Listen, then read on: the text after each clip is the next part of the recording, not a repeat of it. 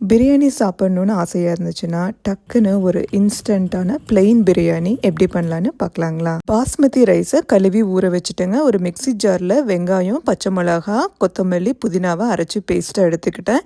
இந்த பிரியாணிக்கு நல்லா வாசனையாக இருக்கிறக்காக பட்டை, கிராம்பு, ஏலக்காய், மராத்தி மொக்கு சேர்ந்து நல்லா பொடியாக அரைச்சி வச்சுக்கிட்டேங்க.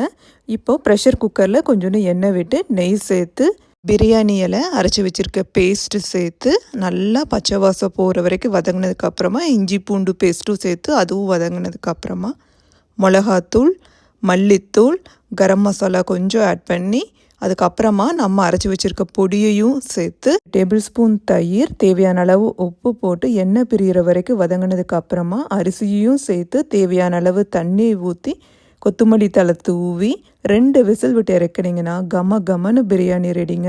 இந்த பிளெயின் பிரியாணிக்கு சிக்கன் சுக்கா, முட்டை, தயிர் பச்சடி செம காம்பினேஷன். நீங்களும் ட்ரை பண்ணி பார்த்துட்டு எப்படி இருந்துச்சுன்னு மறக்காமல் கமெண்ட் பண்ணுங்கள்.